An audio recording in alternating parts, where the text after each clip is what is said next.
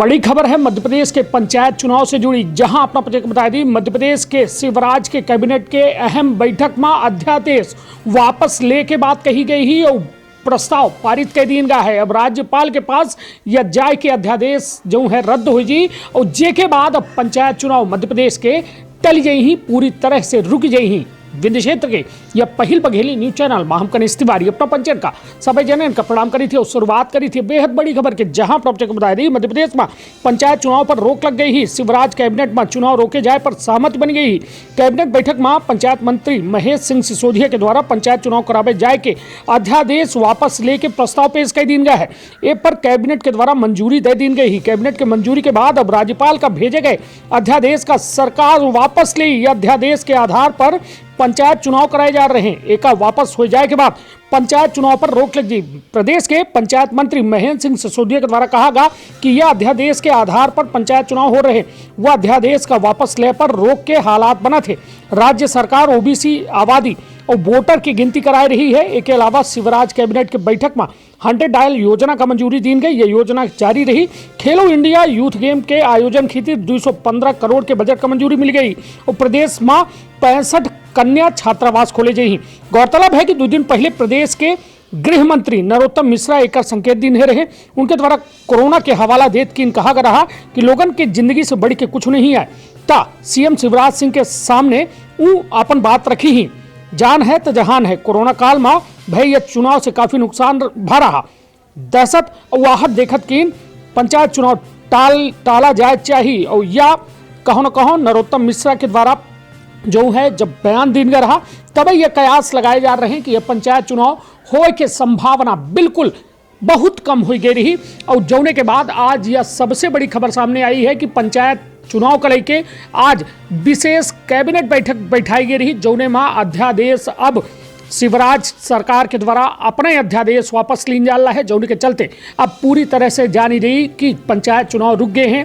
हालांकि बहुत जगह प्रक्रिया शुरू हो गई रही, ईवीएम के रेंडमाइजेशन शुरू हो गया रहा।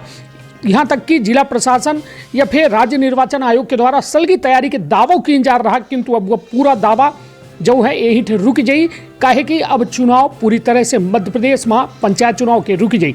और सबसे बड़ी बात कि अब लोगन के ये लागत हुई कि जो पैसा जमा किया रहा यह चुनाव प्रक्रिया में सरपंच पंच और जिला पंचायत जनपद के लोगन के द्वारा जो अभ्यर्थी रहे उनके द्वारा जो पैसा जमा किया रहा वह पैसा वापस करे के सरकार प्रक्रिया जारी करी। तो अपन बहुत ख्याल रखब, अपने परिवार के बहुत ख्याल रखब। सुनी कैबिनेट में भा अहम फैसला के पूरे जानकारी नरोत्तम मिश्रा से।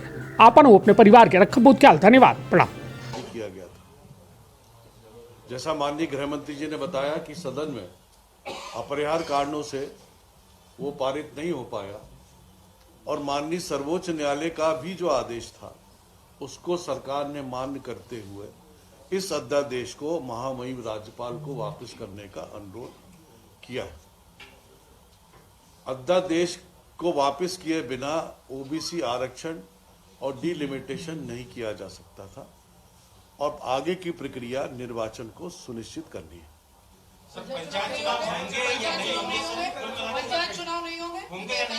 देखिए, चुनाव कराना या ना कराना ये निर्वाचन आयोग का फैसला है।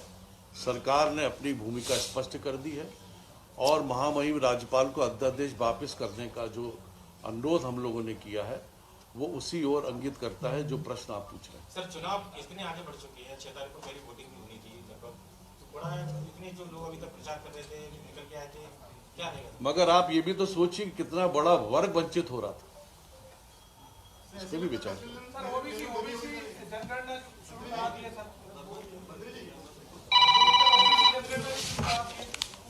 जी लेट हो गए सर फैसला लेने में, काफी इतना चुनाव आगे बढ़ेगा उसके बाद। उसका कारण रहा कि कांग्रेस पार्टी ने जो याचिकाएं लगाई थी उसके वजह से, क्योंकि मामला सब जुडिस था, इसलिए इस पर डिले हुई। हाँ बिल्कुल, निश्चित रूप से उसमें जो ओबीसी हमारे हैं उनकी जनगणना प्रारंभ हुई है और उसमें निर्वाचन आयोग ने भी निर्देशित किया है विभाग को, उस अनुरूप ही कार्य किया जा रहा है। क्या ओमिक्रॉन का कोरोना का भी कोई कारण था जिसकी वजह से ये आपने निर्णय किया? ये गृह मंत्री जी आप बताएं।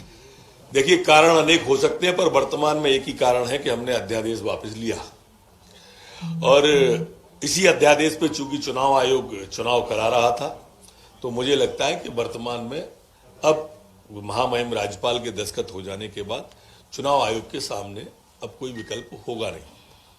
ये टले हैं बिल्कुल ही नहीं, अभी सिर्फ इस अध्यादेश की बात है जिस पर चुनाव हो रहे थे। आगे फिर पंचायत मंत्री जी है, वो नया अध्यादेश ला सकते हैं, माननीय मुख्यमंत्री जी हैं, वो नया अध्यादेश ला सकते हैं, चुनाव आगे हो सकते हैं। फिलहाल तो पोस्टपोन्ड की दिशा की ओर सरकार बढ़ी है, हम पिछड़ों के साथ आगे बढ़े हैं। नया अध्यादेश आएगा सर, उसके बाद ही तारीख आई चाहिए।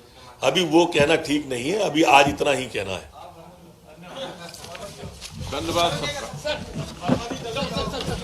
बंटू